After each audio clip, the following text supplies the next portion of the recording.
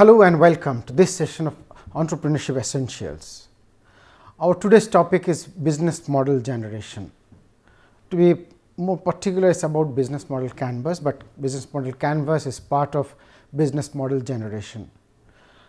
This topic is going to cover defining business model and then talking about a template of business model, which is precisely business model canvas, and then we are going to give an example how business model canvas can be used to formulate business model per se. To start with, let us define what is business model. Business model, when someone tells you that I am working on a new business model or existing business model, or whenever somebody refers to a business model, what comes to your mind? So, you definitely would like to know what it is about, what is the business at the back of this business model. Then what is its strength, weaknesses, what is the possibility of making profit, which kind of customer, what kinds of complexity. So, it kinds of all pervasive about a business that start from creating an enterprise to finally making profit. So, it definitely includes the opportunities as a whole, meaning its strength, weaknesses, threats, and then what is the competition landscape, socio-political challenges, opportunities, and then commercial attractiveness, environmental challenges, techno-economic feasibilities, etc., etc. It covers everything that anybody would like to understand the attractiveness of a business proposition. As Alexander Boster-Walder, who actually is a propounder of business model canvas, puts it, a business model describes the rationale of how an organization creates, delivers and capture values, perhaps for different stakeholders. Now, there is a common confusion about business model and business plan. So, this is the definition of business model. Next slide, I am going to define business plan. So, the distinction will be so obvious. Having known business model, now business plan actually is a documentation of business model that contains the detailed plan of execution of the business model. It contains its unique strengths, weaknesses, opportunities, threat, the complementary skills of the team. It contains the operational plan, it contains marketing plan, the financial projections, so as to understand its commercial or financial viability. Then it contains all other important points that makes it stands out from the crowd. So, that is what is business plan, meaning it is a document containing detailed execution of the business model. So, they are not definitely the same, but they refers to the same. So, again talking about business model, the same thing perhaps I have been telling for in every slide, every sessions. It starts from identifying a pain, then business model, then once you identify the pain, then you build all other ideas starting from a solution, then put in infrastructure, etc., etc., is the business model. Then it is about innovating new product, process, service and business, replacing outdated business models. So, Apple created a new innovative business model around iPod. They came up with iPod, and then they allowed customers to download music from iTunes stores. So, customer had a new experience. In this regard, one should understand that you can offer the same product that other competitors are offering, but you give the customer some kind of new experience, and that customer is going to like, and product becomes a winning product. Experience matters a lot. When everything is equal, just give a little bit of twist in the product so that the customer gets a new kind of experience that enamors them. You have a winning proposition. Like Skype gave us free Skype to Skype call facility, and then they have a wonderful business proposition. Similarly, Grameen Bank in Bangladesh, they have come up with a model that that gives micro loan to poor people to make them empower them to become an entrepreneur or do whatever they do. Like a farmer, he or she can purchase their seeds and then plow their own land, etc., etc. So that is how they are creating their alleviating poverty and empowering people to become entrepreneur. But then these are kind of easier said than done. How do we understand, suppose we identify a pain point, and then how to understand its strengths, or whether this is really a tenable business model, meaning whether this is a nice business model to pursue, how to understand that. So for that we actually need to develop the business model in details. So for developing that, a template perhaps helps us a lot, meaning that if there is a template, that will be something like a ready reckoner that tells you step by step as to what all you have to take care, so that nothing is left unattended. That would be better. Thankfully, we have at least one template available that was developed by Osterwalder, and it is known as business model canvas. Our today's discussion is around business model canvas. Osterwalder has proposed that there was 9 core blocks, meaning 9 core ideas that is to be attended to completely define a business model, and he brought these 9 items and put that in the form of blocks, and all the blocks are placed in a canvas that is called business model canvas. So what are these blocks and what are this, how the canvas looks like is the discussion today. So eventually we would like to know that any business is related to customers. Customers are there for the value provided to them through the product or service, and because we provide them value, they are ready to pay profitable price that is profitable to the company.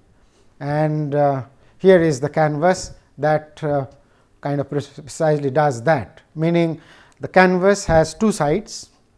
On our right is the value that a company would like to provide to a customer.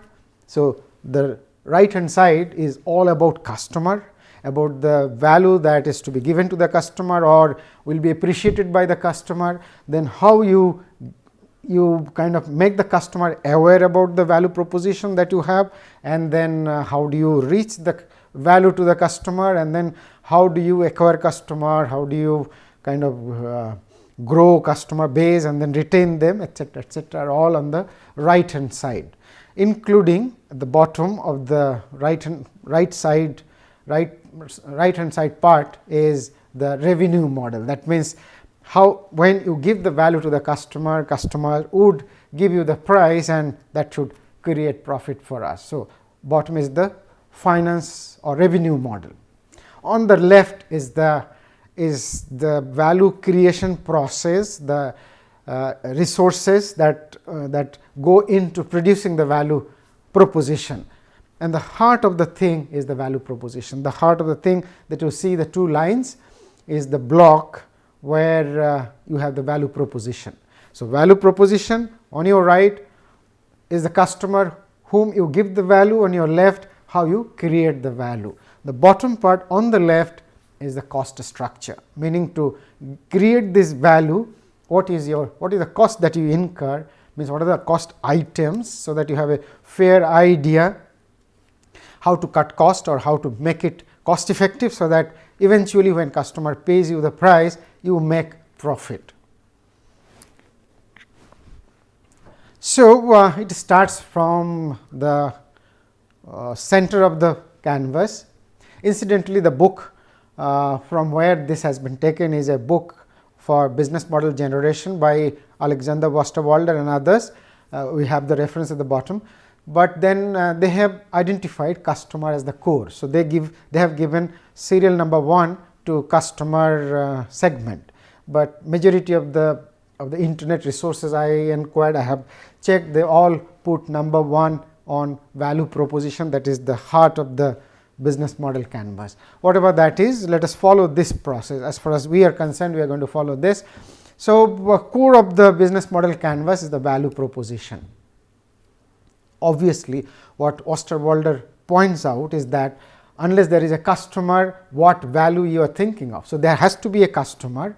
So, you know what his or her pain is, and then you formulate whether you can develop something that he or she will perceive to be of value. So, customer definitely is central to a business, no argument against that. So, once you identify the customer, once you identify the pain point, the customer segment is identified, then you think of the value. So, at block number 1 is the value proposition. So, you list you list serially the values that you are capable of providing and the values that your customer might be perceiving to be value for their money. So, central point is the value proposition. Now, suppose yes, the previous class we have talked about a taxi aggregator. What should be the value? The value is enormous actually. It is a wonderful example of a wonderful business model. Taxi aggregator gives enormous amount of value. It gives the convenience of getting a taxi right at the door. Then because it is done, because they have optimized the downtime of taxi, so they can offer it at a lower cost, lower price, and then once you are in the taxi, there is a navigator, so you don't have to worry about the direction. Then the taxi driver is a registered driver, so you don't have to worry about security. Then you don't have to pay cash, even if there is no cash at your pocket. If you have a digital wallet, you can pay from your wallet, so on and so forth. They can formulate many other things to entice customers to come to their fold. So, all these are part of value proposition. There may be many more. So, value proposition provides reasons to customers for them to buy your product or service. Now, point number 2, or as per Alexander Osterwalder, is number 1 actually, is the customer segment. So, if you have a business, obviously there is a customer. Without a customer, there is no business. So, which customer? So, you identify the customer first. So, once you identify the customer, then you know the pain point. So, you identify similar kind of people or people of similar kind of pain. Whatever that pain is, suppose you are thinking in terms of a taxi aggregator, then people like office goers, they hire a taxi or any other transport, public transport maybe. So, if you offer them a cheaper alternative to the standard taxi service, then obviously they are going to be your customer. So, they are your primary target audience. So, office goers make a wonderful segment. There may be many other people, may not be office goers, but many other people with the similar kind of pain, like there may be say tourist who land in airport and then they want to hire a taxi at a kind of a lower rate. At the same time, they can pay, they can trust, they can like their registered drivers, etc., etc. So, tourist may be one of the segment or part of the segment. So, there may be diversified people, but then they have a similar kind of pain. So, segmentation is a different topic altogether. We will cover that in a separate lecture, but customer segment for our discussion is of similar pain. So, once we know the pain that we are trying to alleviate, we know the customer segment, and then once we know the customer segment, it becomes easy for us to do the remaining part of our business model, decide about the remaining part of our business model. So, here is some write-up about customer segment.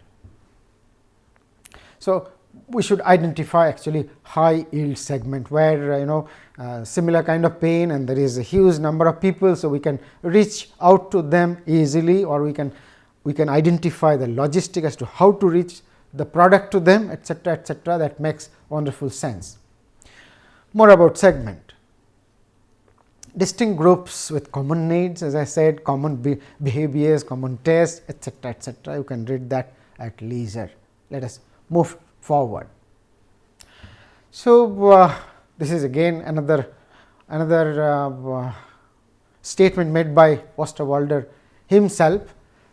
The features of the product or services include newness, performance, customization, getting the job done, design, price, brand, etc., etc. Let us not dwell in detail. Next in the lineup is the channel. Channel means is a channel through which you communicate with the customer. Communicate in the sense, first thing is you tell them that you have a unique value proposition which is superior compared to the competitors, meaning that if customer is already buying something or taking some service from some company.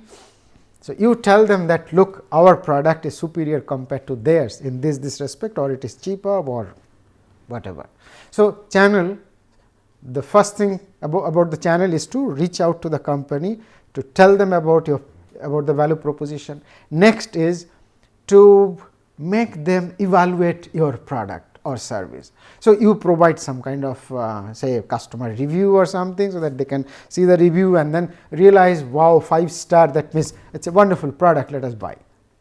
Third is make it easy for them to purchase, maybe online purchase, or say it is all across the country you have retailers, etc., which is very costly, very difficult to maintain. So, you decide whether you allow customers to buy online, and then eventually how customer returns if they are not happy, or how they can exchange their old products with new products, how they are going to get the after sale service, or how you are going to troubleshoot, etc., are contained in channels. So, channels include all of them.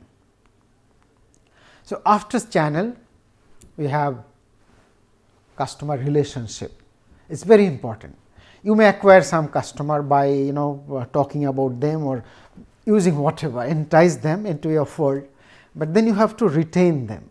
Acquiring customer, retaining them, and then growing customer base are the three things that is most important for a business. That is going to guarantee that business is growing. So, retention of customer is highly related to relationship. You build a relationship, so customer will remain with you. How you are going to do that? You may offer better after sales service, you may offer some kind of loyalty points, that every time they buy they get royalty, some bonus points, and then they can use that for buying in the future, etc., etc. So, there are many points through which you can actually build relationship. Most important among them is how you respond after they buy the product. You try to help them setting up, you try to help them whenever there is a trouble, you immediately take care of that, and then time and again you try to communicate with them. And another important thing is that you upgrade your product, tell them that new version is available. So, try to give them better value even after they buy the product, so that they become a customer throughout their life. Acquiring a customer is very costly. Sometimes it is lakhs of rupees. It is unbelievable. Even I did not believe at the beginning, but then data actually show that customer acquisition cost is very heavy. Why do people spend lakhs of rupees to acquire a customer? Because a customer keeps on buying throughout their life, throughout his or her life, and then throughout life you actually create lot of value, that is called lifetime value of a customer. And that is how many e-commerce companies like Flipkart is incurring losses. They are burning cash in terms of thousands of crores. Still their valuation is tens of billions, something like $20 billion. Why so? Because they have a huge registered users. So, at some point of time many of these users are actually cash positive now, meaning that they are actually giving profit to Flipkart. But then they are acquiring new customers, so they are incurring lakhs of rupees for that, and in the process in total they are running on loss. So, they are burning cash, but otherwise they have a huge customer base, and maybe within couple of years or 3, 4, 5 years down the line they are going to make lot of money, like Amazon, who were burning cash earlier, but now they are in profit. Fifth in the series is revenue model, for which the business actually is giving the value to the customer. Revenue model is nothing but the money that customer gives to the company in return or in exchange for the goods and services that you give, or the value that we give. Okay, there are two terms actually popping up on the screen. One is efficiency, another is value. So I forgot to discuss that. The efficiency is on the left side, value is on the right side. Value means the value proposition. Efficiency means you use your resources efficiently to create the value. In the process, you make a profit. So efficient application of resources, efficient exploitation of your partners and activities to generate, to make a competitive product or service, and then customer pays premium for quality, for other features. In the process, you make money. Now, revenue model includes the money that they give. Then it may include also some kind of advertisement that you may actually put it on your website or anywhere along with your product. You can promote others' product with your products, or maybe some kind of consultancy fees that you may gain, or maybe you sublet some of your infrastructure, or you do some job work and get some commission for that, or some kind of fees for that. So all these actually are part of the revenue model. And obviously, revenue model and cost structure, that is in block number 9, the difference between the two gives the profit. So one should understand what these models are and where you can make a slightly more revenue, how you can do it with a slightly lesser cost is going to define the profitability. So next in the line is, after number 5 is number 6 obviously, and this is your key resources, the things that actually helps you to convert into the service or into product, like inputs, like say hardware and software, or say plant and equipment or raw material. So you have the raw material, you have the plant and machinery to convert the raw material into finished goods, so that you offer as value, or you kind of bundle value in your product, etc., etc. So everything that facilitates this conversion of input to output is your resources. That may be intangible, that may be tangible. Suppose you are developing software, so manpower or technocrats or technicians are your key resource that is helping you to convert their intellectual knowledge into product softwares. So it may be both intangible as well as tangible.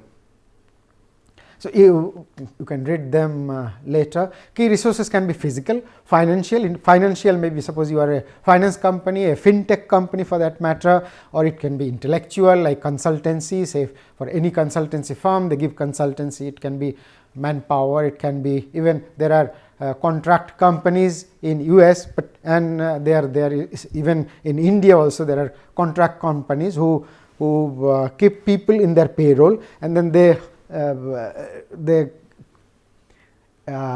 engage them or deploy them in other organization on a monthly basis or hourly basis. They get money out of that, like security for example. Even in software industries, these technicians or technocrats, they are all on the bench, and then sometimes they are in the field. So whenever they are on the bench, they earn nothing. Whenever they are in the field, they earn money. 7th in the list is the key activities, that is whatever you do. Suppose you produce something, suppose you make software, suppose you do consulting. So processing everything into finished goods is your activity, the resources that helps you to do the activities. So whatever your resources are doing to convert your input into output is the key activities. Suppose for a bank, the key activities is to collect money and then give loans to the process loan application and give loan and then recovery and then give customer services, etc., etc. For a taxi aggregator, it is a plethora of jobs, like maintaining a fleet of taxis under them, registered under them, and then maintaining customer request, then managing logistic, managing portal, database, loyalty points, etc., etc. So whole lot of things are under activities. So, here they are. Then number 8 is key partners. Key partners actually facilitates you to create this value proposition, meaning that you need resources, you need activities, you need to cut costs, so you need money, so cheaper money. So, the partners actually provide some of them. Suppose you need money for maintaining wallet, or you get money in the wallet and you want to put that for a profitable proposition. So, bank is a partner. Suppose for this car aggregator company, you need need to maintain database. You cannot maintain server, so you have to hire a server in the cloud. You need a web portal. You need what not. You need software maintenance. So, everything, you cannot do everything. So, you need partners, software companies, you need web hosting companies, you need data server companies, you need a banker who will manage your money, then you need software for navigation. So, you cannot actually maintain all of them as a standalone company. So, these are your partners who helps you. Why are they partners? Because unless you have a relationship with them, your cost structure will go high. If you have a relationship, you can actually leverage on that relationship, and then everything comes at a low cost, number one. Number two, you become their favored or preferred customer. So, they take care of troubleshooting whenever you are doing business. Otherwise, if you are not preferred, then you are at the lower level in their priority. So, that is definitely not something that is you prefer. Sorry. So, here is some points about key partners, same thing as I mentioned. Then the last one is the cost structure, last but not the least, because cost actually will determine how much cash you are burning. Your cost is more than your revenue, you are gone, or at least for the time being, it is not a good proposition. But then moving forward, if you can show that moving forward your revenue is increasing at a faster clip than your cost, definitely there can be rosy future waiting for you. So, cost structure includes say, for example, salary for your staff, rent for the premises that you hire, then the commission that you pay for any kind of services that you gain, for water, for electricity, for transport, for license, for even for trade license, for whatever you pay, for GST, goods and services tax, anything that you have to pay to maintain your business and to create this value proposition, like raw material cost, like utility cost, electricity cost, everything comes under cost structure. So, once you know your cost structure well, then and your revenue structure well, you can actually sit back and estimate whether this business is going to give you profit or not. So, preparing projected financials requires a good knowledge about your cost structure and your revenue model. Now, we are at the end of the business model canvas. So, you can pretty much realize that once you have a fair idea about the business model canvas, you kind of have a bird's eye view about the entire business issues, not really entire, but then a whole lot of business issues which should be captured in a business model. There are many others, of course, and there are criticism about the business model canvas.